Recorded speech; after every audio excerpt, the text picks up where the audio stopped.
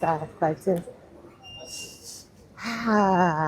ana tuli mulago tetwalisoma oli muwala wa wanje nyo kulamusiza nnyo gyendi maama kyebaliko nnyo nange ali atya omwana kali bamaze okalongoosa tebanaba nabuzaako nga babiri alyoka ayingireyo bamaze ddala okatomo preparinga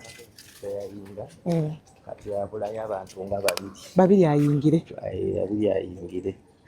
kati bagenda mulongoosa ki bakebeddemu ne bagamba akazimba mwekali baali byakendeezebwako ku chemotherapy naye nga kati ko mwekali akazimba nagamba naye tebayinza kayiginowalinga yadde katini ne kaba kasobola okudda waliwo gye bayita relapse walwadde ba kansa nti amanyi okuttuka nga wayise emyezi omwaka kati baŋŋambye obutagezesa mikisa kabakanguyire weewaawo era bakyasobola okukakolako tekadda ne kati awo ziba saala za mukama ne bakakolako tekadda not bad mula nti kati ali promising alina okuba weyalaba vidiyo yawulira essanyu bambi n'abazze batukubirako ne batuwa essaala ne ssente ze batuwadde twebaza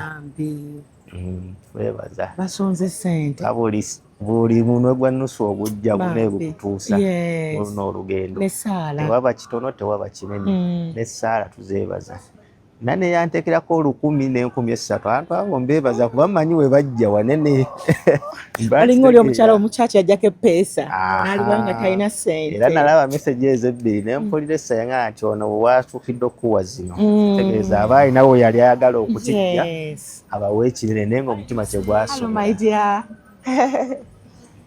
kyegwasobola era bambi twebaza nnyo bonna bafanzi ba Ruth Kalibala abona ababaddewo ab'essaala obuyambi batuwadde bonna twebaza olugendo lunene ne buli akukwatirako abawanjawulo era tukyetaaga amasimu yonna ge batukubidde ab'ebweru abaawa n'essaala kituleetedde n'okuconnectinga n'abalala abalina kino ekirwadde nga yankwidde naŋŋamba olaba byonna byonnyonnyola ye nayitamu n'owange naye nze saamanya kiriwo kituufu nti oli yaŋŋambanga omwana alina kino omwana bamulongose emirundi 2 naye omukyalo yaŋŋambye omwana we yafa results yafanga mu October rather December P7 yagenda okudda ng'akoze bulungi naye ng'omwana kitaika yalina kansa naye teyamanya ngaloza lubuto lwa bulijjo naye gye bamuzunza n'amuwa kino n'abanga afunyemu akangubangu tumulongoose okumulongoosa ne omwana n'atawukira ddala ewavuirira ddala obuzibu so abazadde mwenna abali eyo ng'omwana alwala ebitategeerekeka basaba mugende mukebeze ku baana kansa kubanga kansa kirwadde ekiri ku linnya buli olukya siba otunuulya statistics naddala ez'abaana abato kikanga kimanyi kikanga nnyo abazadde nange we nabuuzanga mukama lwaki wange naye ate bodde ebbali bwebuuza waani gwe badde oyagala afune n'osanga ate eno guno gwali mukisa mulungi nti kusobola okuggulawo enzigi n'okukola awareness abantu bamanye nti ekirwadde gyekiri ekyasobola kyevuba nebagamba ebizimba biva ku nsonga nnyingi baaziŋŋamba mu kusooka naye era engeri gye nali ntabuse bingi saabiwuliriza nnyo naye nga n'ebyofulya ebisinga bino tubyegendereze nnyo naddala bino ebiri processed ennyo ebyo saagala kwogera manya nyinza okuba brand endala naye bituwa abaana bino kati mwana abeera ng'ali ku junk foods ezo snackings ezo tuzikendeze mu baana n'abazadde tujjukire Yesu oyinza okuba tolina budde butegekera mwana kintu naali sinfunire ekirimu amakulu singa omufunire ekyamangu so kati bano abantu ebakubidde bakugambyeko bikutaddewa okubira akasimu mutunanyamukubira akasimu olugendo lw'omwana ono yendunyumya nga nduddiŋŋana obanga nina ali kuŋŋamba kino nakiri oluusi bimmenya lwansonga ŋŋenda ntandika okuguma okunyumya olugendo lw'omwana naye nina bwe ntuuka nga mmenyeka ng'omuzadde buli lwe ntunuulira akaana kano akaali akagimu akasanyufu akakyamufu ennyo nga kali ku ndiri omwana eyalina enviri nga zigwa ku bibegabega nga tekuli yadde byonna bimenya. So abantu bano bakubidde ku masimu mweno period ne bakuza ku maanyi ne bakubuuzaako bina bye bikuyambye gwe ng'omuzadde? Binyambye nnyo. Naakubira mulimu simanyi kitiibwa kya bataata we kifuleka kuba bangi baŋŋambye tukuweereza obuyambi ne weebale kuba taata mulungi. Bataata tutereezeemu ekitiibwa. Okitegedde ekyo? Akasonga ako kategedde? Weebale kuba taata omulungi. Bangi bankwedde oli naayogera naawe tomulabye ne naayungula ezziga ng'okiwulira mu ddoboozi n'agamba nkuwa kino mpa muwalawo ne naye weebale kuba taata mulungi. Weebale kubeererawo omwana. Neeyanziza. Naye nga nsoma singa abamu gaakunzizaamu amaanyi, abampeereza essaala ne bampeereza. Abamu baŋŋamba omwana muggyeeyo mutwale mu gundi bamusabire. Essaala zonna tuzaagala. Naye Mukama awonya, abasawo bajjanja. Ate ne Mukama yagamba ebya kalisaali bya kalisaali n'ebya Katonda bya Katonda. So bannaffe naddala abalokole si mu bubi ne mwebale essaala naffe tusaba. N'essaawa ze mutuwa tuzeebaza era muzitwongerere ddala kuba kati tulaga tugenda mu sajjale. Sajjale wazibu. Bombi mukyala wange abaana bombi baalina nze atera otuula wali eri wabweru wa theatre mmanyi tekiwulikka. Banaddala kwono katankuba abasawo mu ddwaliro nga bayingira bafuluma mbabuuza kiki. Ngata omukulu tanadda. So pressure yaawo abagimanyi mugimanyi. Kakati omwana we gusoose omulongoosa wabadde baza mulongoosalongosaako? Gwe gusoose omulongoosa. Wali emabega baali bamugyanko obunnyama. Ne wano we gusoose omulongoosa. Tusobola okkirizibwa omulabako? Tukkirizibwa omulabako. Katugende tumulabeko? Bambi. Naye wabale kubeera taata mulungi. Webale kubeera taata mulungi. Olugendo olwo ate kati kano bwe nkavaamu kafubuka. Kuba mbadde nako from day one. Era kone kawulira obulumi mami call daddy. Call daddy. So era kamalina okuva mu bulumi oluusi ne kaŋŋamba daddy thank you. Amugamba oli wange siyinza kuvaamu. No daddy thank you, my friends tell me their fathers do this and this but for you you're different. Era yaŋŋamba nyamba buyambi. Tofuna mukyala mulala kuba tujja kwekwata ne Junior tumutulugunye. Nani agamba? Chloe. Tujja mutulugunya. Wanafuna mukazi omulala. Bakijjawa bakulako ng'olinamu essuubi. Emboozi bazinyumya ku masomero. Abaana banyumya emboozi zino ku masomero. Olina munnange daddi wange yakolewa akira batukuba n'oluusi okututeekerayo fiizi luba lutalo.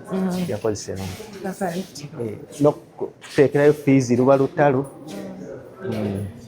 So Kalange sapuli nga nnungi eno. Ani yagikuwadde? Jjajja yakuwadde sapuli? Kwasa agikuleka amululi. Yagikuwadde ddi jjajja? Yesterday? Yeah. When she came. When what? She came. She came here. How long have you been here? 5 days. 5 days. So how is it here? Not bad. Not bad. People said hello, they're praying for you, and they're saying you're going to be healed in the name of Jesus. Yeah? They love you so much. They are with you. So you talk to them. You say, you stand to them for whatever they have done for the prayers, and then you say the encouraging words. Yeah. Yes. Talk to them. Thank you, people, for supporting me, and thank you for the prayers. Yes, and they're still praying for you. Yes. So today you're going for the surgery? Yes. Are you ready? Good girl. I want you to fight on. You're a very strong girl, yeah? You're more than a conqueror. Remember that? You are the head, not the tail, okay? And remember, you are above, not beneath, eh? You can beat this and you can do it, Chloe, yeah? Yeah, very powerful girls, very strong. Show me some muscle.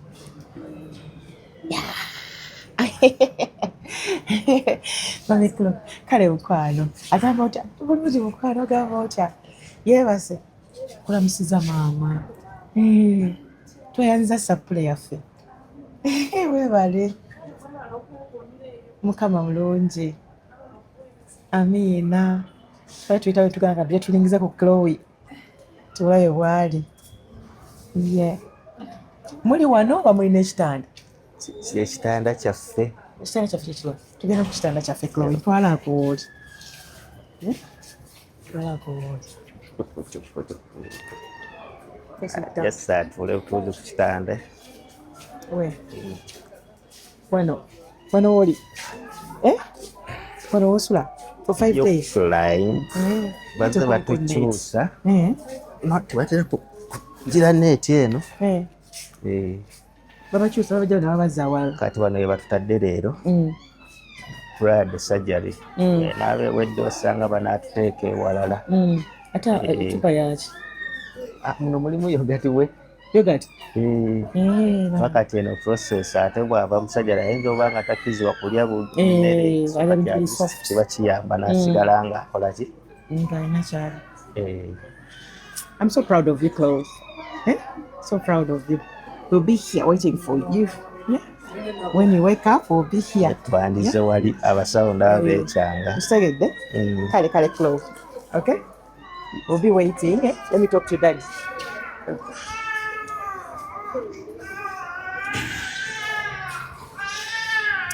So, abantu bawulidde kyoyagala okuba. Omwaka wonna bwe baweereza na goes has gone out of their way. Wonna wonna abeewaddeyo ne batoola we bajje wonna wonna akadde kazibu mulimu abaakava bizibu bya school fees. Bali bava mu Christmas ne tudda mu fees. Yes. So n'embeera yennyini tugiraba nzibuzibu mu byenfuna. Naye buli yeerekereza bambi Mukama akikubalirawo, Mukama akuddizeewo. Era mbeebaliza ddala ab'essente ab'essaala mwebali.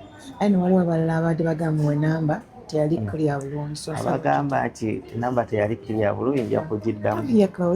Enamba eri 077 11 33 644 077 11 33 644 ne 070 33 23 644 070 33 eya Airtel eri gyensoose okusoma ebadde MTN.